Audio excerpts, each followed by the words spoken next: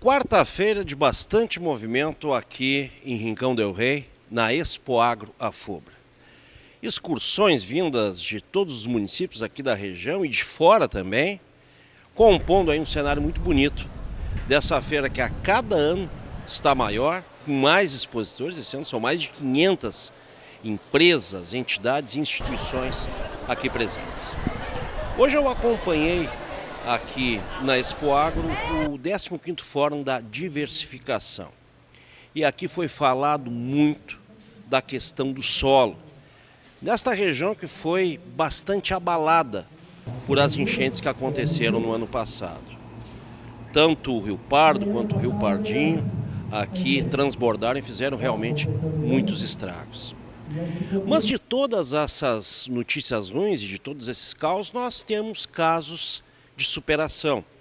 E aqui nós entrevistamos, por exemplo, e em seguida a gente vai rodar essa entrevista, o produtor Charles, de Sinimbu. E ele relata para nós como ele fez para superar isso aí, como ele fez para recuperar solo, como ele fez para estar se mantendo em níveis de produção muito bom, tanto do tabaco quanto do milho, que ele faz rotação.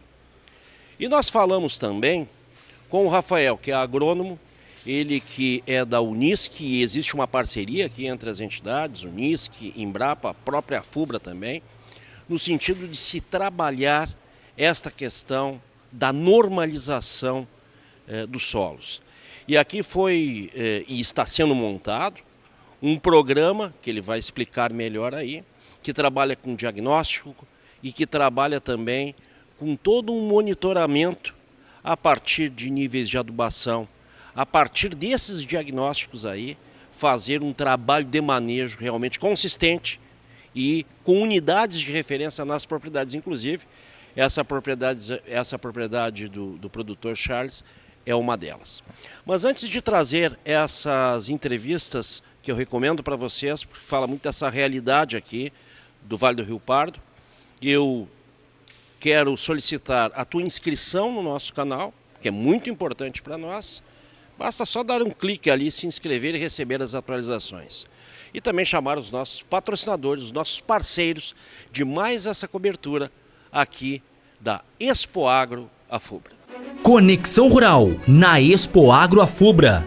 Parceiros, Afubra, 70 anos, sempre com você. Farsul, a casa de todos os produtores rurais. IRGA, Projeto RS14, mais eficiência e produtividade. Fortral New Holland, juntos plantamos sonhos e colhemos legados. Dagramas, há mais de 30 anos fazendo a diferença. KL Aviação Agrícola, responsabilidade e eficiência na proteção da sua safra. OABRS, pelo direito da sustentação oral dos advogados. FECOAGRO RS, Federação das Cooperativas Agropecuárias do Rio Grande do Sul. AUD, Referência Brasileira de Gestão Hídrica. E Terra Dura Sementes, a sua lavoura arranca melhor com as sementes da Terra Dura.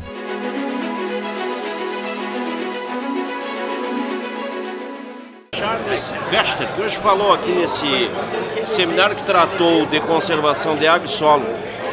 Ele, que é produtor rural de Sinimbu, veio aqui e apresentou o seu testemunho daquilo que vem sendo feito na propriedade e também nessas consequências pós-enchente, né, seu Charles?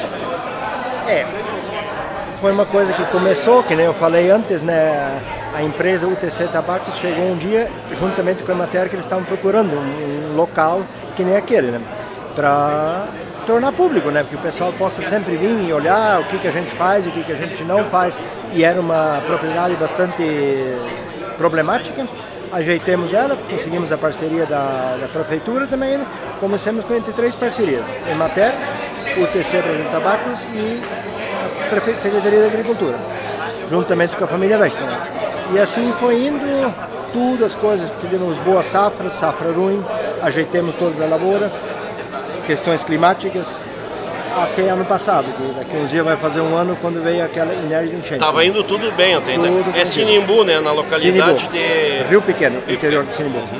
Aí tivemos bastante perda, como eu falei antes, nós tínhamos já uma aveia, os camalhões prontos, com tabaco, tudo, perdemos praticamente tudo, né? Arrancou, enterrou, tivemos que refazer. E a safra de fumo não foi tão boa na parte de baixo daquele rio arrancou, porque aí o fumo acabou morrendo depois. Apodreceu a raiz e morreu. Na outra parte deu um baita de fumo. Aí fizemos uma média 10, porque na parte de cima ele deu alto, né? E o milho, então, o milho deu 173 sacos por hectare, mas poderíamos ter passado 200, porque o intervalo de 1º de janeiro a 20 de janeiro que não choveu. Se ali no meio chove 50 milímetros, fizemos uma super safra de milho. Mas mesmo assim ainda foi bom. O senhor rotaciona, né, o milho com a tabaco, né? Rotação, toda uma rotação e tirou, vai cobertura por cima, para não deixar a terra... Pois é, mas aí a gente vê muito o solo degradado, né? E como é que vocês fizeram lá? Fizeram várias análises, fizeram da adubação também? Sim, análises são feitas que nem apareceu antes ali no vídeo, é feito todo ano, né? E que nem eu falei e continuo falando, o que vale é a parceria, né? Eu nunca catei matéria para análise, quem faz é o Felipe da UTC e o técnico agrícola da prefeitura. Agora é importante aproveitar, né, essas entidades, sim, o trabalho delas, né, tia? E agora, daqui para frente, vamos ter a parceria da Unisc e da Embrapa. Eles já participaram do dia de campo, já participaram. A Unisc que vai trabalhar em cima da conservação, que o rio estragou tudo, o barranco, a vegetação. É que dois lados da URT... Quantos hectares são lá? A URT são menos de 3 hectares, mas eu tenho um total de 38. Né? E ali, na URT... A URT é a unidade de referência? Sim, é a unidade de referência técnica. Ela é na beira do rio e ela tem dois lados dela que ela tem o rio faz uma curva, né? E tirou toda a vegetação. Ele tirou tudo. E isso a Unisc vai repor e a Emater vai vir com as tecnologias, com as coisas novas. Então, daqui para frente nós temos só a ganhar com eles. E se Deus quiser não vai vir aquela chuvarada como veio aí, né? E outra, que nem eu sempre digo, né? No dia de campo eu falei que assim, ó, tá aqui, vocês estão olhando, né? Se alguém ficar em dúvida como ficou isso, venham daqui um tempo e olhem de novo. Sempre vai estar aberto para o pessoal poder... E as encostas, como é que vão recuperar? A Unisc está fazendo um projeto. É um trabalho complicado, né? É um trabalho meio complicado, mas vai dar certo. Parabéns pela resiliência, né? Como é a palavra hoje que o pessoal está bastante usando, mas principalmente a força, né? De se reerguer e de usar também. Eu acho que o homem do campo está lá, se vira, trabalha, mas a ciência ajuda muito ele, né? Na facilitação das coisas. E nem temos lá instalado uma estação meteorológica, foi instalada ali no RT também, ela ainda não aparece ali, porque ela ainda não está bem em andamento, falta, que eles falaram antes, falta certas coisas ainda, mas isso também ajuda muito. E que nem a Embrapa e a Unisc, com as tecnologias que eles vêm hoje em dia, isso tudo... Muita gente não acredita, mas para mim, quanto mais... Quem é que trabalha na propriedade do senhor é a família? Só a família. Eu, minha esposa, meu filho, que é casado, a nora Karine, e já temos um neto, trabalhamos só nós da família. Produtor de tabaco há quanto tempo já? Olha, eu estou na lavoura desde 85. Uma vida praticamente, né? A vida inteira. Meu foco nunca foi de estudar, naquela época não era aquela obrigação que leio hoje, né? Minha ideia, assim, eu voltava da escola, tirava a mochila num canto e ia para a roça fazer alguma coisa. Não. Assim eu pretendo terminar também. Não foi estudar, foi ganhar dinheiro na agricultura. Um abraço, muito obrigado. Eu que agradeço a oportunidade. Colocamos, Rafael, a importância da análise de solo, que é algo barato e que é algo que precisa ser periodicamente feito para a gente ter essa aferição aí do solo. Ótima colocação. A análise de solo é um recurso barato, simples e fácil. A gente só tem que cuidar da coleta do solo, porque ela é importante para depois fazermos análise do laboratório, mas é o recurso mais importante para fazer o diagnóstico de como está a situação dos nutrientes desse solo e depois indicar uma recomendação de adubação ou calagem. A gente sabe hoje, o calcário no solo reduz a acidez, deixa também disponível os nutrientes que estão nesse solo e as práticas de adubação corretas só vão ser possíveis se a gente tiver uma análise de solo correta. Então, assim, a gente reforça, né? Hoje a Unisc tem um laboratório, que é a Central Analítica, que faz muitas análises de solo, são 2.500 análises por mês, e por dia. E nós, ao analisarmos os dados dessas análises, a gente vê que os teores de nutrientes no solo estão cada vez mais deficitários para a cultura, né? Então é importante cada vez mais análises corretivas aí. E principalmente numa região muito afetada por essa chuva, né? Essa enchente que levou muita coisa boa do solo. Então é mais do que importante. E eu gostaria que tu falasse desse programa que vocês estão criando, que trabalha com diagnóstico, que trabalha numa leitura muito especial do solo e a partir daí se começar as práticas de manejo. Com certeza. Com o episódio das cheias que tivemos aí no último ano, né, em 2024, nós passamos a ter diagnósticos diferentes. Então, cada situação, cada município, em cada local na beira do rio, teve um problema diferente quanto ao aspecto físico, químico ou biológico do solo. Então, aí sim, as análises são ainda mais importantes, porque a gente não tem parâmetro nenhum. A gente não sabe, né? Como médico, não tem como recomendar um remédio sem ter algum parâmetro, se eu tenho uma doença ou não. No solo a mesma coisa, eu tenho que saber os parâmetros, o quanto eu tenho de nutrientes para fazer a recomendação. E a partir daí, a gente constitui o programa de conservação de solo e água, a gente tem buscado captar recursos. Esse programa foi então submetido ao projeto, né? Um projeto para consulta popular e foi agraciado na região. Então esses recursos agora vêm para os municípios, para fomentar práticas de conservação de solo. E que práticas são essas? Parte daí um diagnóstico bem feito, que culturas eu estou trabalhando, qual tipo de solo, fazer análises químicas, físicas e biológicas, para recomendar práticas, então, de calagem de adubação, plantas de cobertura, né? Práticas para redução da erosão também, os terraços que a gente acabou deixando de utilizar nas nossas áreas, para ter um solo então mais produtivo, mais resiliente e uma camada então cada vez mais profunda, principalmente para desenvolver essas raízes. Tia Rafael, me chamou a atenção também na tua fala o desequilíbrio, às vezes numa própria região, né? Alguns solos com uma adubação maior e aí temos até excesso de potássio. Outras, a irrigação não é tão boa ou em excesso. É impressionante, né? Numa região nós temos, e aí se trabalha com as unidades de referência para trazer para vocês também esse parâmetro, né? Com certeza, as unidades de referência é o melhor parâmetro que tem para difundir o conhecimento. Então, a unidade de referência é uma propriedade rural de um produtor parceiro, a gente coloca as técnicas aí propostas pelas universidades, a Unisc é uma delas, pela Embrapa, pela Emater, e a partir daí executa, verifica os resultados e a partir de dias de campo, seminários, troca de informação com os produtores, a gente consegue então difundir o conhecimento. O produtor ele vai na unidade de referência, verifica que aquele produtor fez análise, fez uma adubação correta e deu resultado, ele começa a partir daí a adotar na sua propriedade. Então esse que é o intuito de buscarmos recursos, e a consulta popular vai nos proporcionar isso, para promovermos unidades de referência e a partir daí a gente disseminar o conhecimento para mais produtores, para uma região toda dentro da bacia hidrográfica.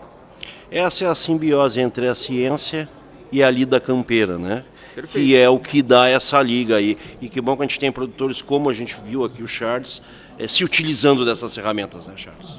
O Rafael.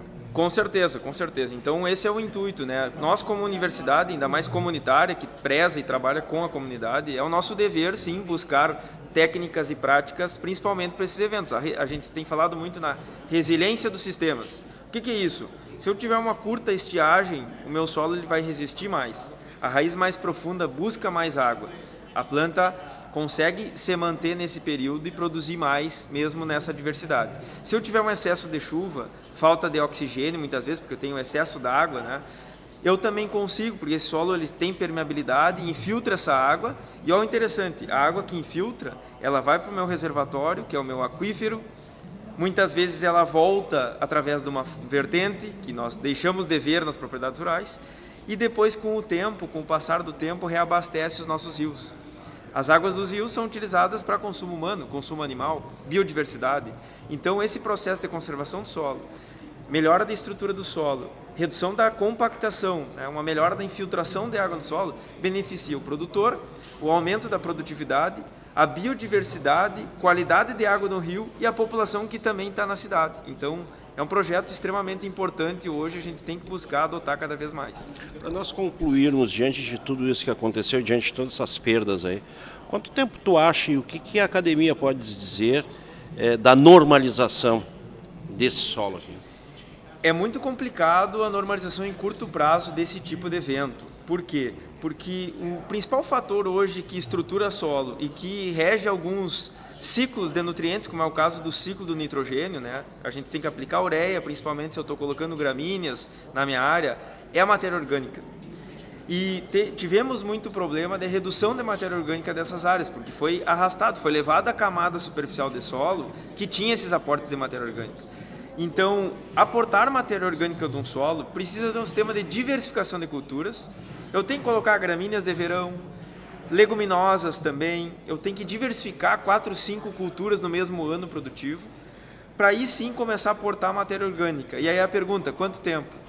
3, 4, 5 anos para começar a aportar matéria orgânica no solo e estabelecer uma estrutura, um ciclo produtivo melhor. Então, assim, é algo demorado que a gente vivenciou aqui. Nós vamos passar daqui 5, 10 anos ainda para retomar produtividades parecidas com a que tínhamos antes. Tá? Esse é o desafio. Mas vamos conseguir. Grande abraço para ti, obrigado, viu? Eu que agradeço, né? Ficamos à disposição aí como universidade para estar auxiliando a comunidade.